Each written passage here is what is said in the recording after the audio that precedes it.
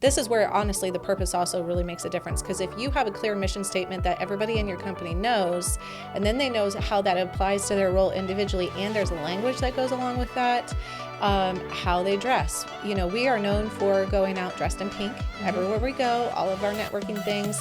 We usually have to have at least one article of pink on us, just because it's now gotten to the point where I think if we didn't, people would be like, you're not working at Fierce anymore? Yeah. They would be like, what's wrong? What's going on? So welcome back to Torch Talk, the show where we spotlight bold leaders growing their businesses and communities with grit and purpose. Today, I have Julia Kooser, our Director of Client Success, and we are going to discuss branding. Branding in 2026. Branding in 2026 is telling your company's story. Is it? Over and over again. Over and over again. Through multiple different channels and media. So branding, companies typically think that branding is their logo, their colors, their fonts, and that is one element of branding, but branding is really a lot more well-rounded. It's more of a whole picture of who your business is. Mm-hmm. So that includes the story. Mm-hmm. So why are you here?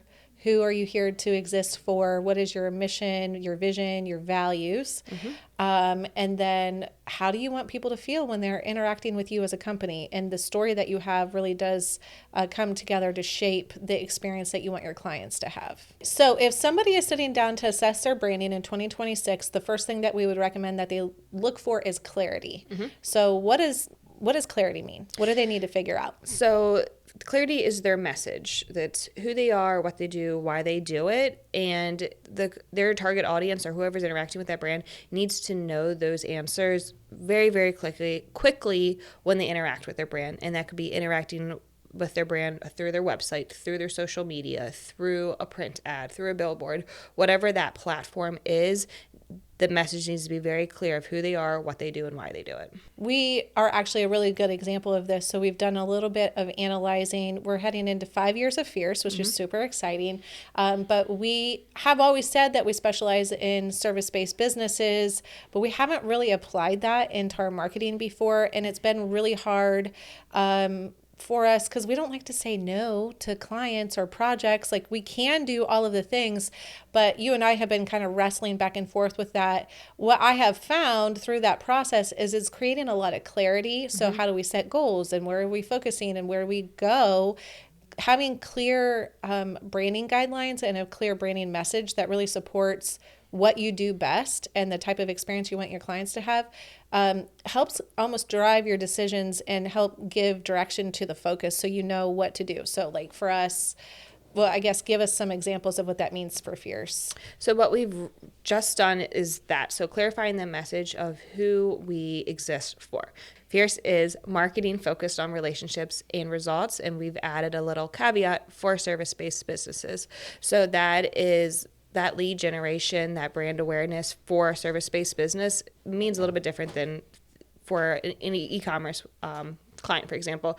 But have found that we have a great strategy that we can implement for service-based businesses. That's not to say that we don't tailor this strategy for each business, because we do.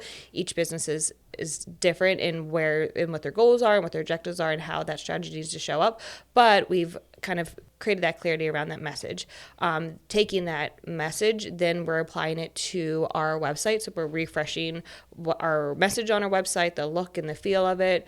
We are taking that and applying to our social media. So what content are we creating? Is it answering the questions, what we do, who we are, what we do, and why we do it for service-based businesses. It also, once you have that clarity, it helps companies not have brand drift as well. So keeping you in line with where you want to go and not squirreling or rabbiting off to the side. Amen, sister. Mm-hmm. So the next part would be then once you have a little bit of clarity around where you want to go, you can look through the lens of conviction. So what do you believe? What do you stand for? What are you willing to say that others won't? So how are you going to do what you do uniquely for you in your industry? We have really evolved over the 5 years of Fierce Creative Solutions. So we did a big rebrand 2 years ago, but even since then, we're continuing to tweak and optimize what that looks like visually, but also from a messaging standpoint. But that's rooted in what do we believe? What are we here for? So we have a mission statement, it's marketing focused on relationships and results. And our new vision statement is to serve 100 service-based businesses in Northeast Ohio. That gives us a lot of clarity around where we're going. That also tells us what we should do from a marketing perspective. So where do we need to be and how do we need to show up to serve 100 service-based businesses? And then our core values are how we get there. Mm-hmm. So like, how do we do the work every single day? What would your advice be to somebody, say a service-based business who's listening to this, who just threw a logo on a truck and went out there and maybe they're struggling to generate leads? What exercise would you kind of walk them through to create more clarity here? Yeah, so starting with your why. Why did you want to get out there with that logo and do what you're doing? So what is the why behind your business? What problem or solution? What solution are you offering to a problem? Who has those problems, and who do you want to work with? So like we had said, we can say yes to a lot of things, and it's not that we don't want to say no to certain people, but we've also found that our ideal client and our target client is service-based businesses. So that also helps clarify where we're showing up and what we're saying. So if you can answer why you're doing what you're doing, who you're doing it for, and what's that solution, then you can able to know where you need to go next, what you need to do. Okay, so one final element to branding then would be consistency. So tell us, what does consistency mean? Yeah. So consistency with marketing in general, and we say everybody's everywhere, you need to be everywhere, but you also need to be consistent over showing up everywhere.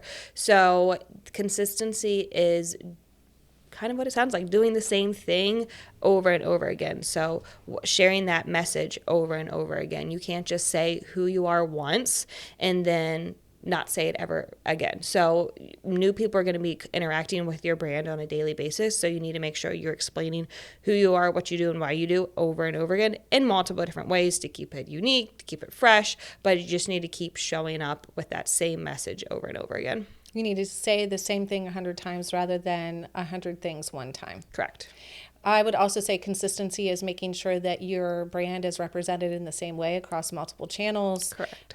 Most businesses are on social media, their website, and then they have their trucks, their business cards, all of their print materials. There needs to be consistency there, but there also needs to be a consistent experience that they should have. Mm-hmm. So maybe you have positioned yourself as an elevated brand. Your website feels very high-end and luxury, but then you show up with a beat-up truck and a guy wearing cowboy boots and a backwards hat and a tore-up shirt. Right. Is the experience that they're getting right. with you in person matching the experience that they're getting online or the brand that you have represented? When there is not alignment there from a branding perspective, it creates this almost subconscious distrust mm-hmm. of you as a brand. Do you have any examples of that?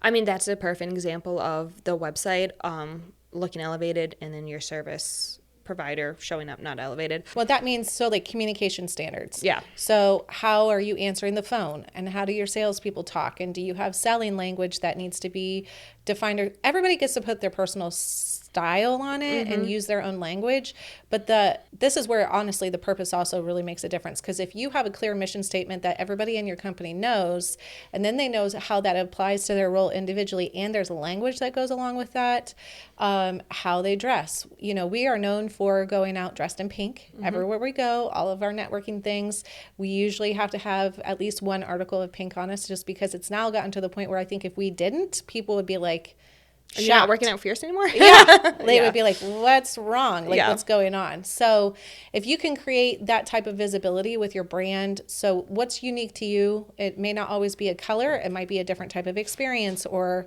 something unique. But in a world that is fast moving with low attention spans, your brand is the perfect way to stand out and mm-hmm. create a unique experience for your clients. And really, if you're not thinking about them and how to do that, then you're missing a huge opportunity. Yeah. And it can be something just as simple as your brand color is pink, so you have pink everywhere. So if your brand color, so if we were to have pink on our website and then our business cards are yellow, like that doesn't match at all. So just something as simple as making sure your brand colors are consistent across all platforms. It doesn't have to be, your social media doesn't have to be, super extensive, but just showing that same consistency really matters. Okay, so for a quick summary, branding is even more important in 2026 than it's ever been, but it's just evolved to be more of a whole picture approach. In the world of AI and all of the things, having a unique, custom crafted brand identity for you is super vital. And so I would also encourage business owners and leaders, if you have a business and you haven't changed your branding in a while, you haven't revisited who you are as a company, make sure you're looking at that every couple of years. We would be happy to sit down and go through a branding exercise with you. We have a marketing blueprint that helps identify who your target clients are, but also create a brand persona. So who are you as a person? How does this embody and turn into a real person so that instead of, that person is sitting across from Julia and you're really able to envision what that looks like. We've done multiple different examples of that. But sometimes I'm talking to business owners and they're just afraid to change their logo. Like they're just so emotionally attached to it in ways that are not really rational. I think the biggest pushback is if you change your logo, then you have to change. People won't know who you are. We don't know who you are, but then it's all of the things that you have to change with it, like your business cards, your car wraps, your website. But it's okay to change those things if it's needed. When we work with clients, we try to build websites and things in a way that those types of changes can be made without a huge investment cost. Mm-hmm. So if your website is built properly, hopefully you can go in and change out some things without having to rebuild the whole thing from scratch. But the second follow-up thought to that is you can also slow roll it as much as you can. It takes some companies an entire year or more to totally change up all of the things.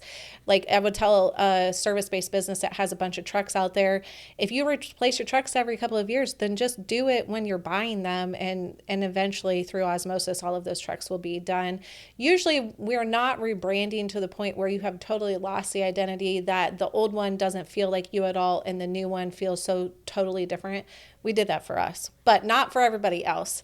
So usually it's just an evolution. It's to look a little bit more modern, to look fresh, to make sure that it fully represents who you are and who you want to be in the future.